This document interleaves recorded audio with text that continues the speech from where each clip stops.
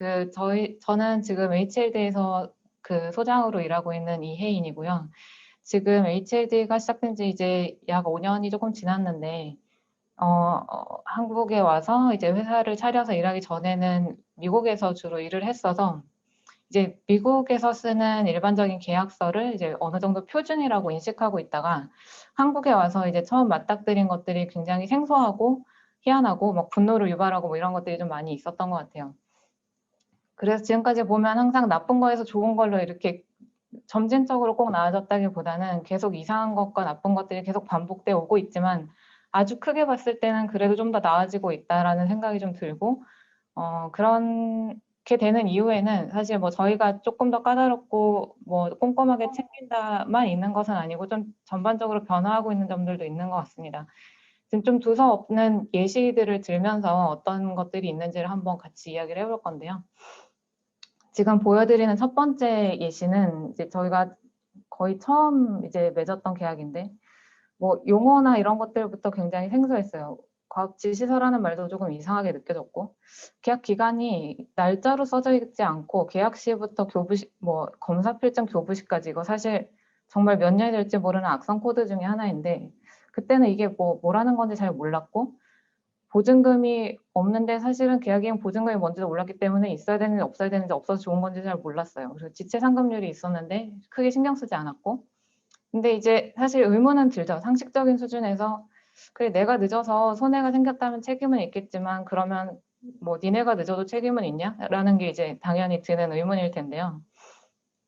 공공 프로젝트 같은 경우에는 사실 이제 국가를 당사자로 하는 계약에 관한 법률에서 이미 조금 뭐 당연하게 이제 지급이 늦어졌을 때에는 이자를 주도록 되어 있기 때문에 큰 지장은 없으나, 이제 사기업과의 계약에서는 이런 것들이 명기되어 있지 않아서 사실 나중에 클레임을 걸려고 해도 별 뭐 근거가 없는 경우들이 생기죠. 그리고 뭐 이것도 아까 그 조영주 소장님이 말씀해 주신 그 건축이 이제 주 프라임이 됐을 때 저희가 같이 팀으로 들어간 경우에 특히 이런 일이 많이 생기는데, 납품은 다 했고 우리 업무는 끝났지만 뭐 적게는 10에서 크게는 30%까지는 언제 받는 건지 모르는 일이 생기고, 중간에 사업이 어그러졌을 때 어떻게 될지에 대한 거는 알 수가 없어서 꽤 많은 부분이 우리의 책임 범위를 떠난 이후에 우리가 리스크를 떠안게 되는 그런 일이 생기는 거죠. 사실 납품 후에 있는 오류에 대해서도 설계자로서의 책임은 없어지는 건 아니겠지만은, 그게 사실은 설계자가 이미 그 완료한 업무에 대한 대가를 지급하지 않는 근거가 될 수는 없죠. 그래서 사실 굉장히 부당하게 이를 일부 발주처 또는 이제 그 원 수급자가 부당하게 가져간 것이 되고, 사실 이렇게 애매하게 뭐 나중에 주겠다고 하는 이제 대부분의 이유는 이제 뭐 필요할 때 조금 도움을 받으려는데 돈 갖고 있으면 해줄 거다라는 생각이 좀 크던데, 사실 이런 환경은 성과물에 대한 검토를 발주처나 아니면 원수급자가 이렇게 철저하게 하지 않게 되는, 그 의무를 소홀히 하게 만드는 그런 배경이 되기도 합니다. 그리고 사실 그렇게 허술한 것들이 넘어가게 되면 나중에 마지막으로 그걸 누가 먹냐, 누가 어떤 이득을 취하게 되기도 하냐면, 시공사가 많은 설계 변경을 통해서 굉장히 많은 공사비 널뛰기를 통해 넉넉히 공사비를 챙겨가는 그런 일이 되기도 해서, 전체 사회적으로 보면 어느 정도의 손실이 함께 발생한다고 볼 수 있고요. 그리고 이제 이 계약서의 조항을 잘 보면 변경이 생길 것이고, 현저한 수정이 있을 때에는 뭐 같이 생각해보자 정도인데요. 현저한 수정이 뭔지에 대해서는 어디 정의가 딱히 되어 있지 않습니다. 대부분의 경우 이런데, 그래서 이제 이 변경에 해당할 수 있는 게 뭐뭐뭐다라고 구체적으로 나와 있지 않기 때문에, 구체적으로 나와 있는 건 주로 이제 대상지의 면적 또는 이제 설계 범위의 면적이기 때문에, 면적이 안 늘었으면 안 주거나, 면적도 어떤 경우에는 뭐 5%, 10% 정도는 뭐 변화라고 치지 않는다, 또는 이로 인한 설계비 변화가 5%일 경우에 신경 쓰지 않는다, 이런 조항들이 많죠. 근데 사실 되게 웃긴 게, 애초에 계약 문서에 애매하게 명시되어 있다고도 말하고 있습니다. 애매하면 안 되는 거죠. 근데 애매할 거라고 이미 얘기하고 있다는 게 굉장히 이상하고, 그리고 설계 납품 후에도 한다? 제반 업무다. 뭐 이런 제반 업무에 도대체 어디까지 포함되는지 모르고, 사실은 이건 애매하기 때문에 찝찝해서 다시 써놓은 그런 문구가 이제 악성 코드가 다시 되는 거죠. 다른 예도 거의 비슷합니다. 대부분이 비슷한데 뭐 지금 크게 만들어 놓은 제3조를 보면 갑이 요청할 때는 우선적으로 좀 협조해라. 근데 사실 뭐 본 업무를 진행하다가 갑이 요청할 때 위급하면 우선적으로 하긴 하겠죠. 근데 이런 말은 사실은 그래서 어디에도 영향을 딱히 주지 않는데 쓸데없는 말인데 그냥 자기네 우월적인 지위를 표현하는 것이라고 보고 있습니다. 가운데 있는 건 거의 이제 뭐 이거는 사실 너무 이상해서 대부분 요즘 일어나지 않는 일이라고 보는데요. 지적재산권과 저작권이 갑에게 있다라고 하는 이상한 조항도 저희가 사실 계약을 했었던 문서에 있습니다. 그리고 뭐 11조 같은 데 보면은 계약에 명시되어 있지 않아도 일반 관례상 당연히 필요로 하면 응하라. 진짜 이상한 말인데 사실 어떻게 보면 또 11조가 내 인생에 영향을 별로 주지 않을 거라고 생각하게 된 거는 계약에 명시되지 않은 내가 갑에게 관례상 필요로 하는 사항은 뭐 갑이 뭐 내 도움을 필요로 하는 내 새끼가 아닌 이상 없겠다 싶어서 사실 11조가 별로 영향을 줄 것 같진 않아요. 근데 이상한 말이죠. 위에 있는 말과 마찬가지로.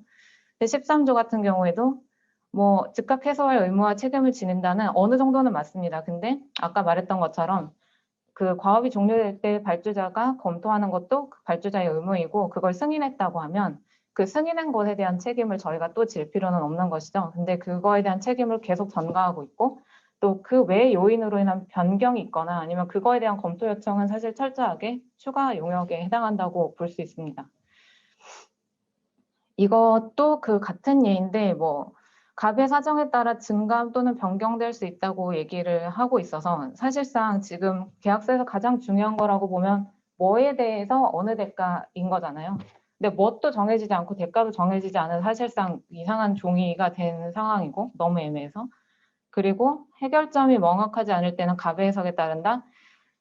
이거는 사실은 이제 서울시 같은 경우에는 그 갑질센터 신고하는 데 가보면 이게 예시 문구로 적혀 있어요. 그래서 사실 이건 공공에서 더 이상 쓰지 않는 문구로 알고 있는데, 건축회사하고 계약할 때 종종 발견되기도 하는 그런 악성 문구입니다. 그래서 지금 몇 가지 안 좋은 예들을 봤는데, 대부분의 경우에는 저희가 몰라서 지나가지 않았으면 요즘에는 이런 것들에 대해서 철저하게 수정을 요청하고 이제 없앤 뒤에 계약을 체결하고 있고 뭐 굉장히 예외적이고 사실 오히려 더 안 좋은 경우일 수도 있는데 어차피 다 과업이 끝난 경우에 특별히 토를 달지 않고 뭐 계약을 체결한 적은 있었던 것 같습니다. 사실 그 지금 보여드린 세 번째 에그젬플은 그래서 뭐 아무것도 안 정하고 너랑 나랑 관계가 있다 정도를 규정하고 있는 건데 실제로 보니까 굉장히 희한한 제1조 총칙에 그냥 이거를 제공함을 원칙으로 한다는 이상한 문구가 실제로도 있더라고요. 그래서 참 희한하다라고 생각을 했습니다. 이게 제가 캡처라서 좀 화면이 깨지는데 제가 그래서 뭐 남들은 뭐 어떻게 하지? 뭐 어떤 게 조금 더 좋은 거지? 예시가 뭐 있지 찾아보다가 그 ASLA에서는 사실 매년 그 계약에 대한 기준을 발표를 하고 있어요. 그래서 사실은 돈을 주고 회원이나 비회원들이 구매해서 굉장히 자세한 패키지부터 뭐 가이드라인 뭐 굉장히 그 간략한 것까지 이렇게 사서 볼 수 있는데 지금 여기 링크를 타고 보시면 볼 수 있고 저도 그래서 그 내용을 좀 살펴봤는데요. 우리나라 계약서도 대부분 일반 조항과 특수 조항, 과업 내용서, 설계비 내용서로 구성이 되어 있고 외국 같은 경우에도 좀 비슷해요. 근데 비슷한데 조금 희한하게 보이는 것이 뭐 클라이언트의 프로그램이라고 하는 게 굉장히 그 길고 이제 자세한 문서로서 들어가게 되어 있는 점 그리고 과업 범위를 정할 때 과업 범위만 정하는 것이 아니라 뭐가 추가 또는 보완 용역인지에 대해서 굉장히 철저하게 규정하고 있다는 점입니다. 그래서 사실은 그 별첨 B라고 되어 있는 부분이 있기 때문에 설계 변경에 대한 리스크를 조금 훨씬 더 줄일 수 있고 이거 내가 하다가 어떻게 잘못해서 덮었으면 뭐 하지라는 그런 이제 괜한 신경전을 안 벌일 수 있는 근거가 된다고 보고 있습니다. 실제로 저희가 이제 처음 그냥 야 이걸로 계약해가 아니라 이제 저희가 써서 계약한 문서인데요. 사실 좋은 예로 쓰려고 넣어놨는데 이게 알고 보니 되게 이상한 거더라고요. 근데 이제 보시면 예전에 뭐 계약 시부터 언제 종료 시까지라기보다는 이제 종료 기간이 명시가 되어 있죠. 근데 이게 제일 이상한 이유는 사실 이게 2016년 7월에 시작했는데 2016년 3월에 끝나게 되어 있습니다. 이게 저희 몰랐는데 이거 다 날인했고 양쪽이 근데 알고 보니까 타임머신을 타고 가서 이제 해결해야 하는 그런 문서였더라고요. 이미 지나갔으니까 잘 지어졌고요. 그래서 뭐 넘어는 가는데 정말 이상한 거고, 지급 조건도 보시면 계약 시 이거 기간이 짧았기 때문에 계약금을 많이 받았고, 감리가 있었기 때문에 감리가 종료되면서 이제 100% 지급을 받게 되어 있는 지급 조건을 달았습니다. 저희 같은 경우 이건 사실 다 규모나 그 실제 기간의 길이에 따라 다르겠지만 실제 착수해서 청구를 처음 할 수 있어서 그 청구 기간부터 그들이 이제 지급하기까지의 여유 기간을 생각하면 어떤 계약이든 사실 최소 60일에 해당하는 금액을 계약금으로 받는 것이 안전하다고 ASLA에서도 가이드라인으로 제시를 하고 있습니다. 계약 일자도 좀 이상한데 뭐 이미 시작하고 나서 나중에 한 거고요. 저희가 정한 거기 때문에 과업 범위서에 보면 굉장히 철저하게 뭐는 맞고 뭐는 아니다를 적고 있어요. 그래서 지금 저희는 뒤에 있는 정원한 공간을 이제 디자인을 했는데 약간 예상되는 것이 있어서 미리 이제 굉장히 적은 이제 설계비였기 때문에 특별히 이제 그 범위에 대해서 인도나 출입구나 옥상 정원 이런 것들 아니다라고 이야기를 했고, 이제 뭐 특히 현황 측량이나 아니면 제공받아야 되는 그것들에 대한 인벤토리, 그 조사나 측량은 우리 업무가 아니고 그거의 오류에 대한 책임은 지지 않는다라고 명시하고, 지금 각 단계별로 뭐 2가지에 대한이다, 그 중에 하나 선택해서 그거에 대해 디벨롭한다라는 것이 명시가 되어 있기 때문에 사실은 리뷰를 굉장히 서면으로 철저히 받겠다라는 게 어느 정도 암시가 되어 있고, 뭐 어떤 거는 굉장히 간략한 것이다도 미리 지정을 해 두었습니다.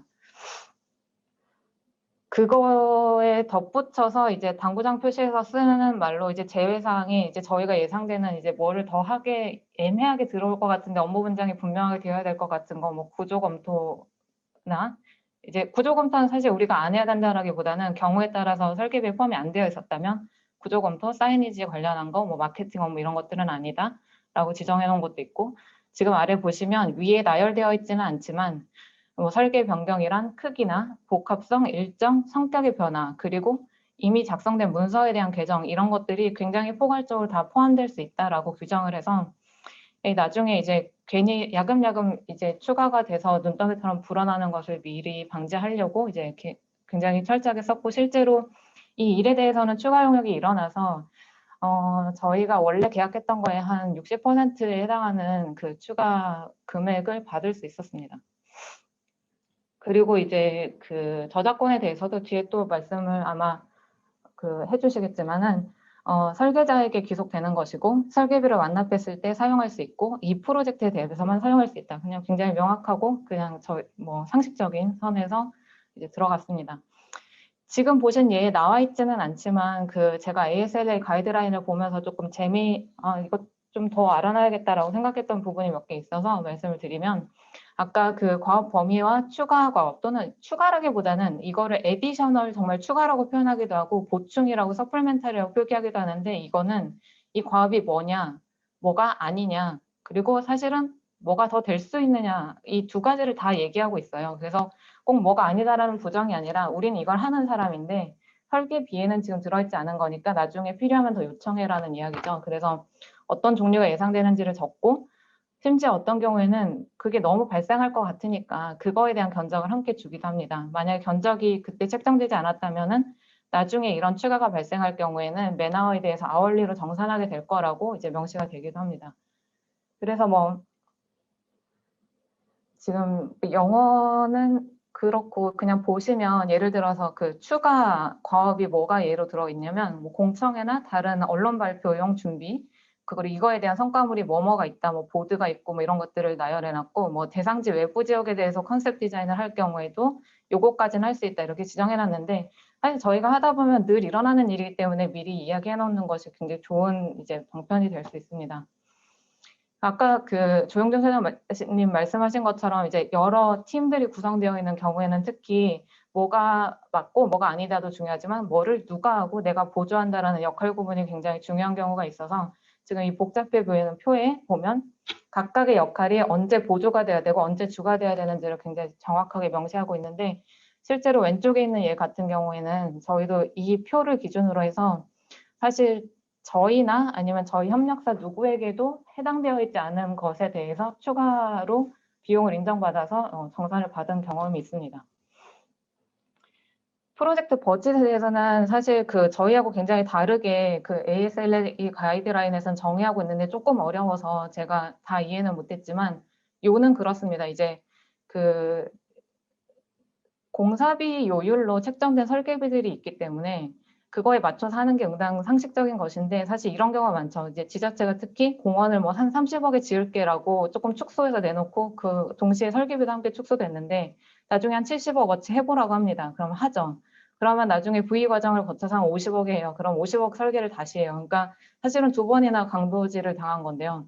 애초에 받았어야 되는 70억, 그러니까 차액 40억에 대한 설계비도 날아갔고 추가로 변경한 20억도 또 날아간 거죠. 그런 거를 방지해야 된다라는 문구도 철저하게 좀 안내를 하고 있더라고요. 뭐 저작권에 대해서는 저희하고 굉장히 비슷한데 특이했던 점은 이 계약이 만약에 중도에 중단될 경우에는 내가 너에게 주기로 했던 그 사용권도 다 중단이 된다라고 이야기하고 있고 특히 이제 대부분은 정상적인 문구로 써 있는데 워크 포 하이어라고 하더라고요. 이제 그 이런 문구가 있을 경우에는 사실 내가 너에게 고용되어서 이걸 준 것이기 때문에 그거에 대한 모든 사용권을 다 갖는다. 즉 나중에 미래에 뭐 제2호점, 3호점을 할 때도 쓸 수 있다라는 문구가 될 수 있기 때문에 조심하라는 것도 안내가 되어 있고 이것도 실제 사례인데 대부분 비슷하고요. 저희하고 뭐 대신에 이런 경우는 있습니다. 뭐 설계자가 발주자한테 이제 성과물을 사용할 때 이 프로젝트의 프로모션을 목적으로 조금 뭐 필요하다고 하면 제3자에게 제공할 수 있다는 건 인정한다. 그렇지만 원작물에 대한 수정은 하지 말라. 이렇게 구체적으로 정하는 경우도 있고 또 지금 이 예에는 나와 있지 않고 제가 예시를 찾다가 못 찾았는데 사실 제가 했던 프로젝트 중에는 이런 것도 있었어요. 저희가 프로젝트를 하다가 뭐 벤치나 아니면 시설물이나 어떤 파고라 등등 무엇인가가 디자인 등록이나 아니면 특허를 받는 경우가 생길 수 있잖아요. 그런 경우에는 이제 우리가 이미 계약한 거에 대해서만큼은 우리는 공짜로 쓰게 해달라라고 이제 갑이 요청을 해서 그런 문구가 들어가 있는 설계 계약서도 있었습니다. 이제 사실 지금 보여드린 예는 대부분은 공공 프로젝트는 아니에요. 왜냐하면 공공 프로젝트는 아시겠지만 그 지극히 당연한 말들로 써 있는 일반 조항이 있고 그래서 대부분의 악마는 과업 지시서와 내역서에 숨어 있지 그 계약서 문구 자체가 잘못된 경우는 거의 없습니다. 그래서 이제 사실 그런 경우에는 있을지 없을지 모르는 각종 행정 절차, 아까 말씀해주신 심의나 이런 것들도 크게 해당이 되는데 이런 것들이 사실은 실제 내역에는 반영 안 돼 있고 과업 지시서에만 있는 경우들이 있어요. 그것들을 주의하고 기간에 주의해야 되는 게 사실 공공이 기간을 굉장히 철저하게 지키는 편이지만 용역을 중지시켜 놓고 사실은 과업이 연장되는 경우도 되게 많습니다. 근데 외국에서는 연장이 다 그 추가 비용을 발생시키는 거라고 정의가 되어 있는데 저희는 사실 기간은 뭐 끊었다가 다시 했다 뭐 언제 길어지든 상관없이 면적이나 내용이 달라지지 않았으면 설계 변경이 아니라고 보잖아요. 그래서 우리는 아직은 기간에 대해서 그런 게 명시가 정확히 안 돼 있기 때문에 일단 예비로 할 수 있는 거는 중지 기간의 부당한 활용에 대해서는 좀 막아야 된다라는 점이 저희가 느낀 거였고 명백히 감리 업무인데 저희한테는 뭐 사실 AS라는 식으로 통칭해서 나중에 납품하고 나서도 수많은 책임과 의무를 이제 지우고 있는데 설계자 감리 용역에 대한 사실 제도적인 보완이 필요한 부분이고요.